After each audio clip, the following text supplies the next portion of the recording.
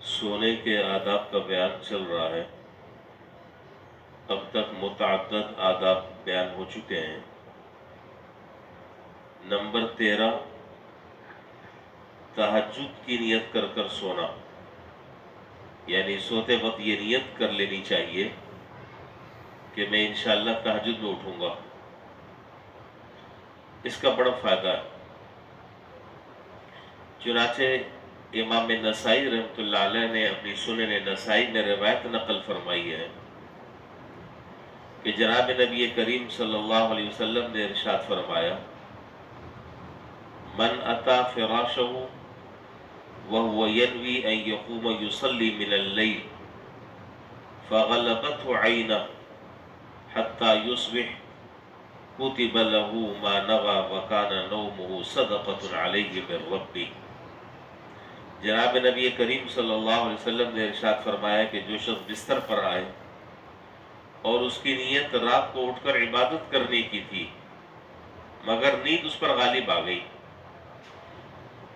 یہاں تک کہ صبح ہو گئی، تو اس کو اس کی نیت کا ثواب اللہ تعالیٰ عطا فرمائیں گے۔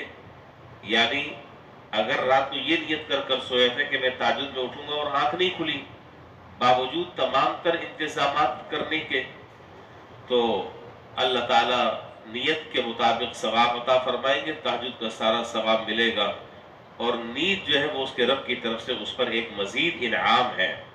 تو نیند بھی مفت کی مل گئی اور تہجد کا ثواب بھی مفت مل گیا، لیکن شرط یہ ہے کہ واقعتاً وہ اہتمام اس نے کیا ہو۔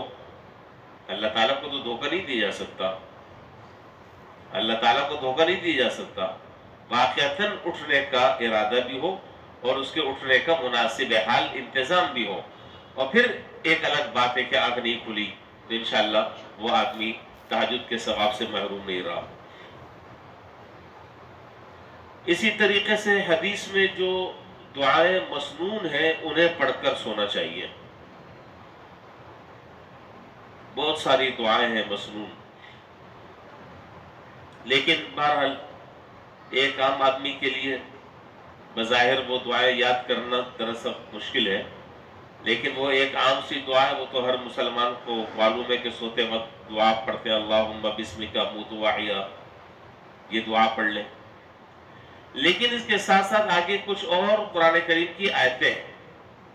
جناب نبی کریم صلی اللہ علیہ وسلم کا معمول یہ تھا کہ آپ ان آیتوں کی بھی تلاوت فرماتے تھے، اور اس کی تلاوت کرنے کے بعد پھر آپ آرام فرماتے تھے، اور وہ آیتیں ایسی ہیں کہ جو ہم میں سے ہر آدمی پڑھ سکتا ہے، اس کے لیے یاد کرنا مشکل نہیں ہے۔ تقریباً وہ عام مسلمانوں کو وہ دعائیں یاد رہتی ہیں۔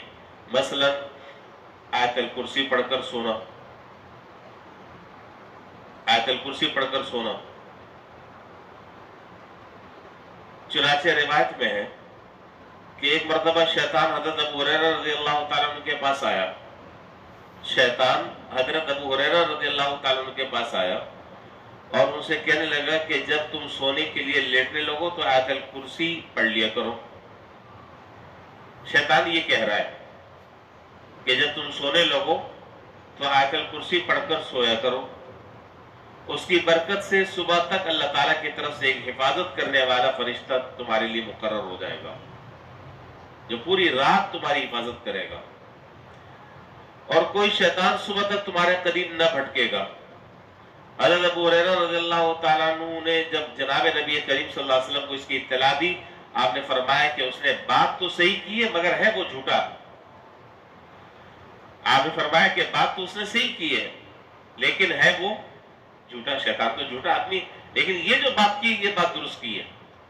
تو معلوم یہ ہوا کہ آیت الکرسی پڑھ کر اگر سویا جائے تو اللہ تعالیٰ کی طرف سے ایک فرشتہ مقرر کر دیا جاتا ہے جو اس سونے والے کی حفاظت کرتا رہتا ہے۔ اسی طرح سورہ بقرہ کی آخری دو آیتیں پڑھ کر سونا جو آمن الرسول سے شروع ہو رہی ہیں، آمن الرسول بما انزل الیہ من ربہ والمؤمنون، اور یہ بھی تقریباً ہر مسلمان کو یاد رہتی ہیں۔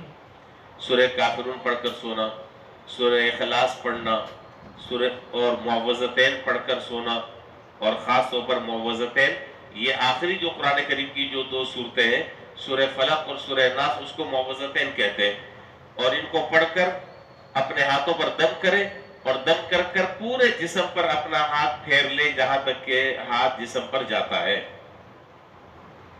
اور یہ ایک ایسا معمول تھا جناب نبی کریم صلی اللہ علیہ وسلم کا کہ آخری جب مرض الوفات کے جو ایام تھے اس میں بھی حضور اکرم صلی اللہ علیہ وسلم نے اپنے اس معمول کو ترک نہیں فرمایا، اس معمول کو نہیں چھوڑا.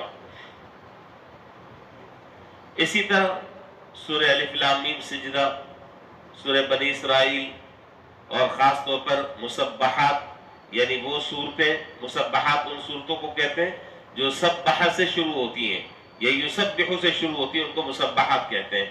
جیسے سورہ حدید ہے، سورہ حشر ہے، سورہ تغابن ہے، سورہ جمعہ ہے، سورہ اعلیٰ ہے، وغیرہ وغیرہ.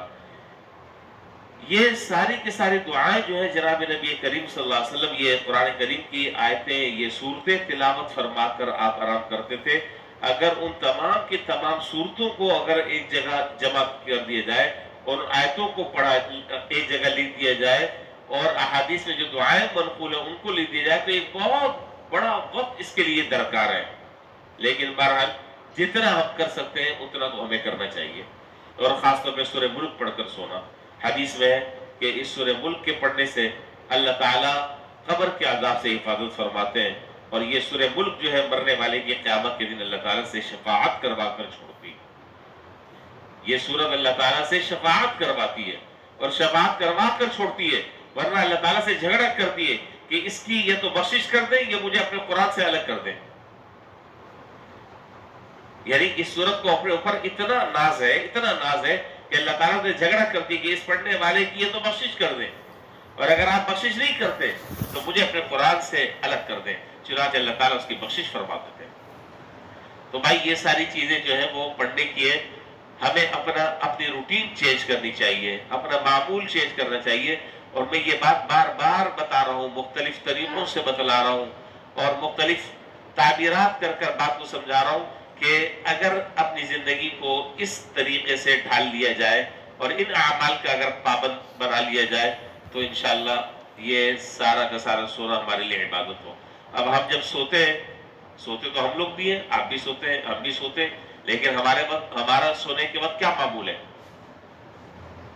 ہم جب سوتے ہیں تو ہم کس حال میں سوتے ہیں؟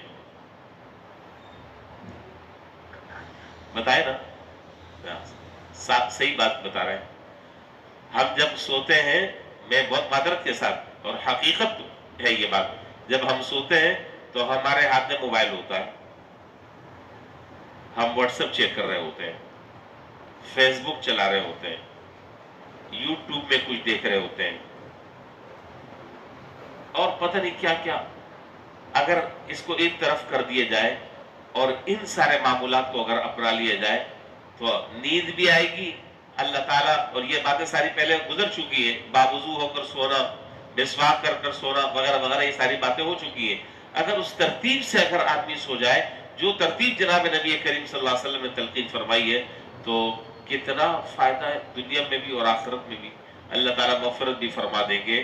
اللہ تعالیٰ اس سونے والا اگر مر گیا رات کو تو اللہ تعالیٰ اس کو شہادت کا درجہ عطا فرما دیتے ہیں، ایک فرشتہ اس کے لیے مقرر فرما دیتے ہیں. یہ سونا عبادت لکھا جا رہا ہے، وغیرہ وغیرہ، یہ ساری باتیں آپ پڑھ کر آ رہے ہیں.